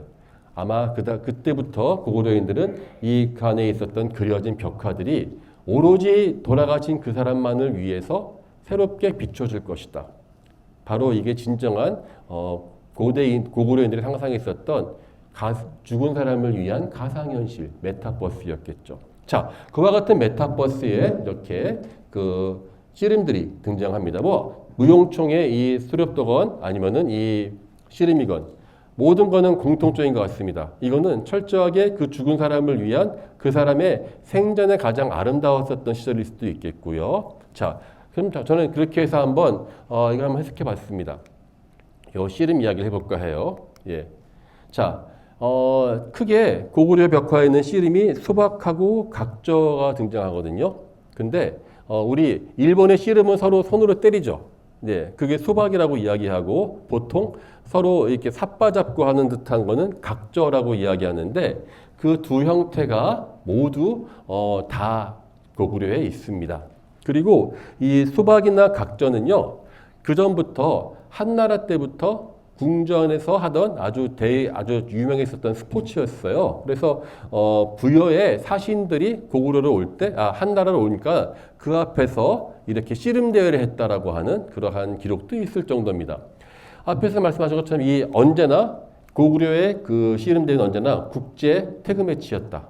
예, 바로 옆에 이렇게 코가 큰 사람이 이렇게 있죠. 예, 이 사람은 그러면 서역에서 온 사람입니다. 서역 사마르칸트 지역, 뭐 중앙아시아 쪽 이야기하겠죠.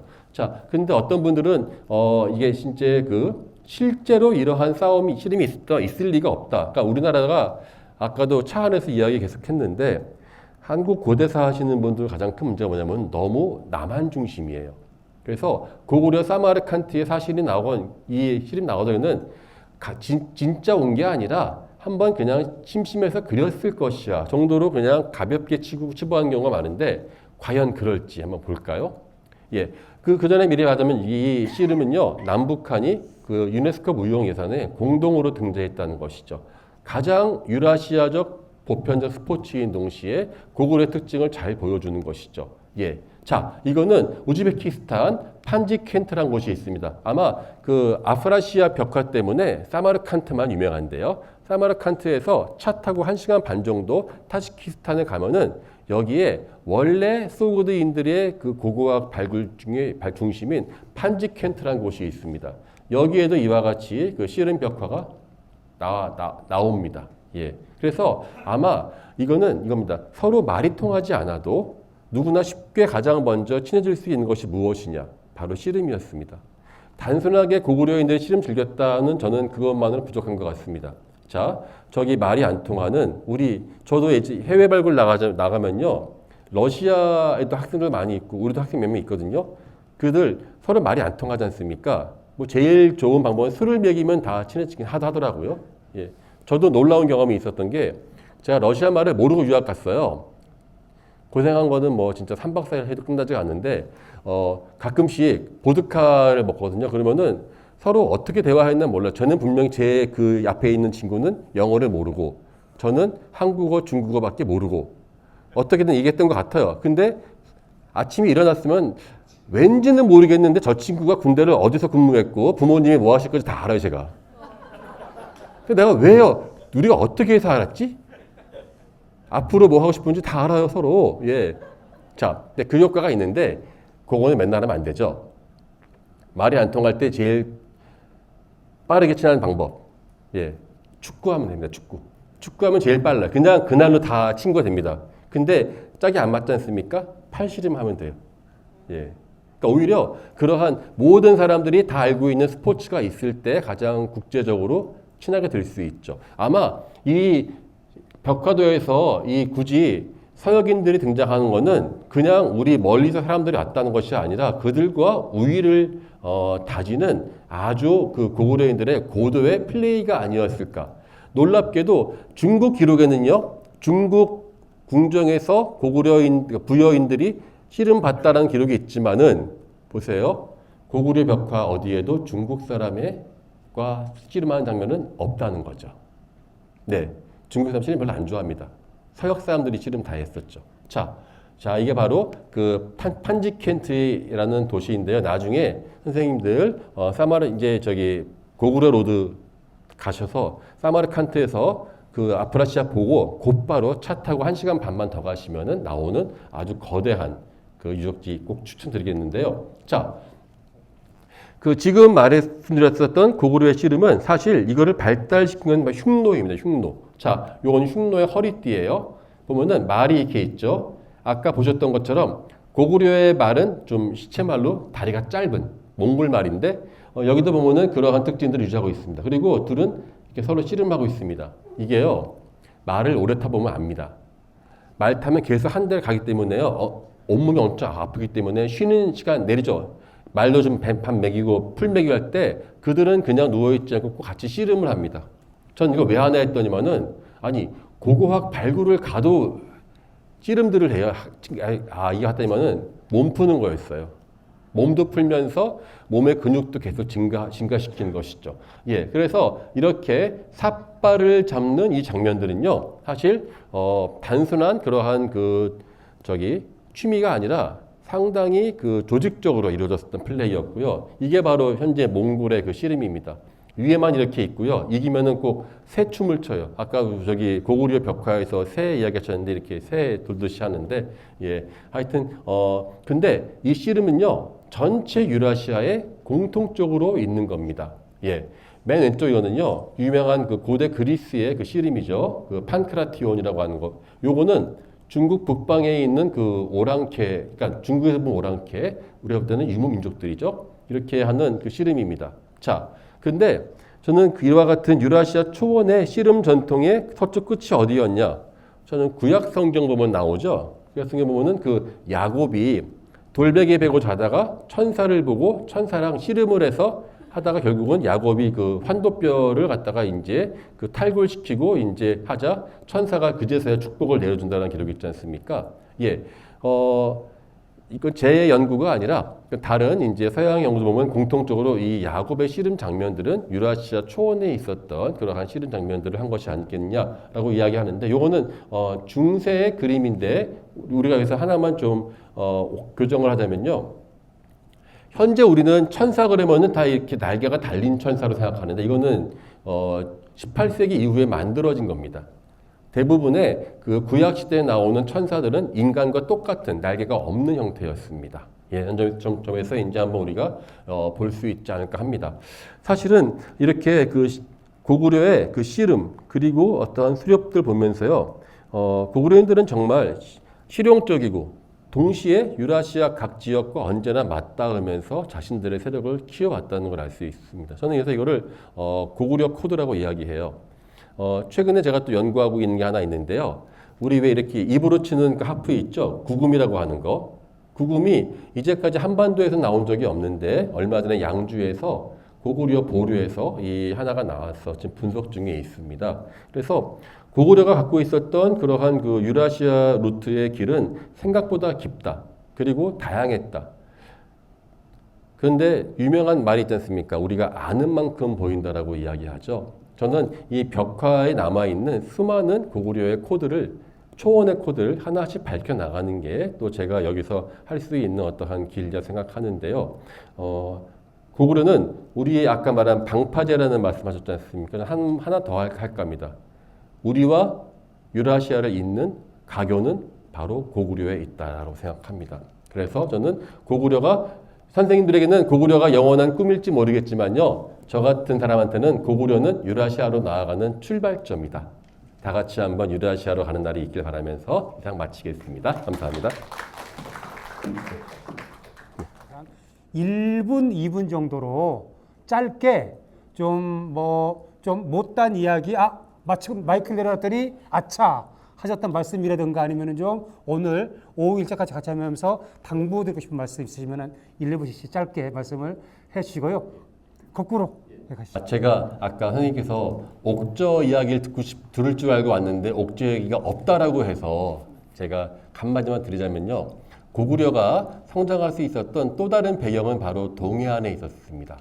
고구려가 동해안 두만강 유역에 있었던 옥저라는 사람들한테서 다양한 해산물들, 그 중에는 이제 다시마 같은 것도 있었거든요. 그래서 그거를 고구려가 처음에 이제 등장하자마자 가장 먼저 한 게 그 두만강 유역에서 그 다양한 해산물들은 내륙에서 못 얻지 않습니까? 그래서 단순하게 고구려가 영토가 크니까 위대하다라고 저는 생각하는 것보다는 하나 더 나아갔으면 좋겠습니다. 고구려는 자신들에게 이익이 되는 것을 얻기 위해서는 그 거대한 지역을 과감하게 넘어갈 수 있었다. 바로 우리가 현재 목숨을 걸고 경제적 이득을 취하기 위해서 역사를 발전시키는 그러한 원동력이기 때문에 저는 옥저라는 것도 나중에 한번 해보겠습니다만은 단순하게 싸움잘해서 고구려가 아니라 고구려는 훨씬 더 영리하고 외교, 경제적으로도 아주 뛰어난 능력을 보여줬다는 걸 말씀드리고 싶습니다. 네, 이상입니다. 네. 항상 후회되는 게 제가 아는 얘기를 다 해야 될 것 같아가지고 시간을 넘기고 그래서 죄송합니다. 뭐 다른 말씀 하나 드리면 오늘 이제 저희가 버스로 같이 와야 되는데 원래 설계는 이제 그렇게 돼 있었습니다. 같이 버스를 여러분하고 타고 오고 가면서 이런저런 얘기도 나누고 이게 원래 계획이었는데 우리 선배님이 되게 일산이어가지고 일산에 우리 버스가 들릴 시간이 안 돼서 그냥 제 차로 모시고 오는 김에 또 강인욱 교수는 이 얘기 해도 되는지 모르겠습니다. 저랑 같은 아파트에 또 살고 있어가지고 부득이 저희가 차를 셋이 타고 왔는데 뭐 이따가 유적 이동할 때도 결국 저희 차로 이제 따라다닐 거긴 합니다만은 유적에 내려서 답사하시고 뭐 식사하시고 할 때 이제 낯은 익혔으니까 혹시 뭐 이런저런 하시고 싶은 말씀 있으면 편안하게 점심을 먹으면 같은 식구가 되니까요. 예, 그렇게 말씀 나누면 좋겠습니다. 예. 제가 풍납도서 한가운데 살고 있거든요. 아, 예. 근데 이제 집에서 보면 아차산성도 보이거든요. 네, 예. 그리고 바로 옆에 또 선사유적지가 있어요. 예, 암사동 예. 선사유적지. 그러면 거기에 이렇게 연결해가지고 뭔가 제대로 된 뭔가가 있으면 너무 좋겠다라는 생각을 하고 있거든요. 예. 뭔가 없을까요? 저도 뭐 오랫동안 그 서울시에 무슨 뭐 의원도 하고 그렇게 얘기를 하는데, 그러니까 거기 유람선 띄워가지고 신석기, 백제, 고구려 요 답사 루트를 좀 신라까지 하나 만들자라고 제안을 하는데, 현재 그런 루트는 없습니다만은 그냥 기행 코스들은 많이 있고요. 풍납토성은 백제가 한성 백제가 멸망할 때 왕이 살던 왕성이었습니다. 근데 일주일 만에 불태워져서 폐허가 되고 고구려가 점령한 이후에는 몽촌토성에 주둔을 하게 됩니다. 그리고 그 전에 계로왕을 잡아 죽인 곳은 강북에 있는 아차산성이고, 그 역사가 거기에 다 같이 있는 동네에 사시는 그런 지역입니다. 좋은 데인지는 모르겠습니다만, 예, 성 안에 사시니까 예, 그 급이 높은 백성이었습니다. 예, 고맙습니다. 예, 콜로퀴움 이제 마무리할 시간인데요. 저는 앉아서 세 분 말씀드리면서요, 두 가지 생각이 들었습니다. 첫 번째로는 우리 세 분 선생님들 말씀을 20-30분 안에 끝내기엔 너무나도 아쉽잖아요. 저는 이제 영무협에서 세 분 모시고 길게 들을 수 있는 이런 시간 한번 만들면은 오늘처럼 또다시 대박이 나지 않을까 이 생각을 해봤었고요.